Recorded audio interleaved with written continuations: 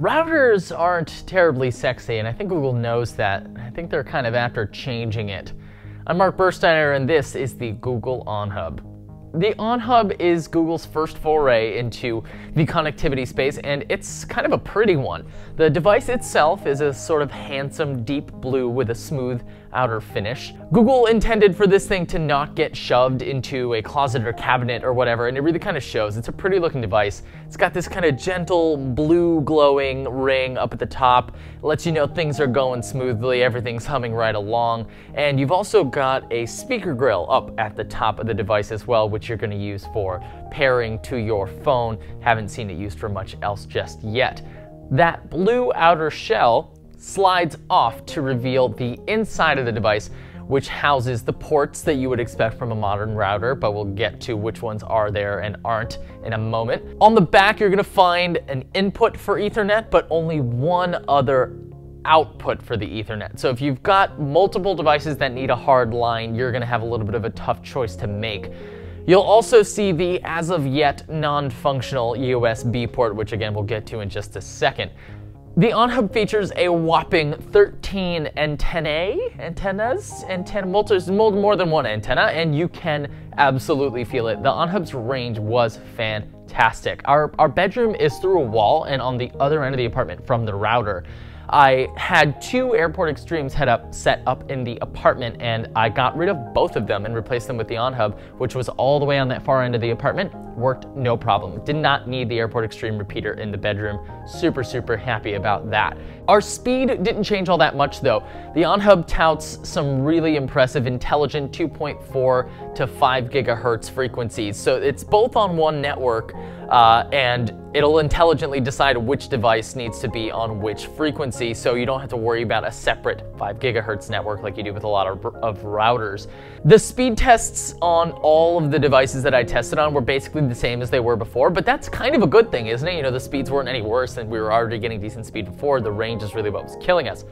The major killer feature here with the OnHub is the OnHub app though. The app lets users keep an eye on their home network, see kind of all their devices in real time, all their usage in real time, and even administer all the stuff that you need to do. You can do everything right from the app. It's even got a sweet little floating action button right on the home screen that'll let you run a speed test right from there. The app's most useful feature is probably the ability to prioritize devices for up to 4 hours, anywhere from 1 to 4 hours. Prioritizing a device limits all other devices on the network to 3 up and 3 down to ensure that the prioritized device gets as much bandwidth as possible.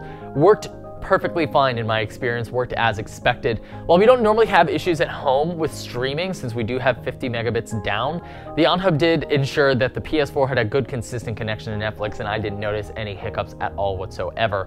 Now for the disappointing parts. One Ethernet port is just not enough. That's a really big downer.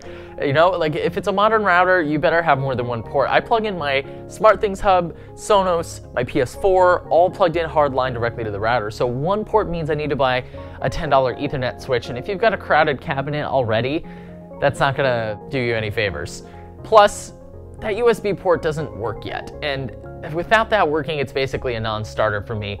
That's where I plug in my Plex library. I've got a huge library of movies and TV shows and all kinds of stuff on an external hard drive, and I plug it into my router.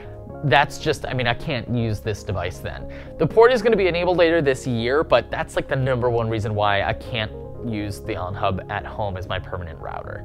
If it goes on sale, I'd say definitely pick one up. If you only have one device that needs to be connected via a hard line, you know, that's totally a no-brainer. Alternatively, if you're really, really hard up for better range and throughput, the $200 shouldn't break the bank, and if having more than one Ethernet port is really that big of a deal for you, you can go ahead and grab that switch. But the range and reception really are fantastic on this thing, so I'd say if it were me, pick it up anyway, ride that wave into the future. Those are my thoughts on Google's OnHub, their first router. What do you guys think? Do you think this is something that you might actually want to purchase? $200 does seem a little bit steep for a non-working USB port and just one Ethernet port, but like I said, man, that range though. Anyway, thank you guys so much for watching. If you enjoyed this video, you can go ahead and hit that like button. There's a subscribe button down there below as well to get all these videos force-fed directly into your pet chinchilla's mouth. Otherwise, be kind to one another in the comments, and I will see you guys in the next video.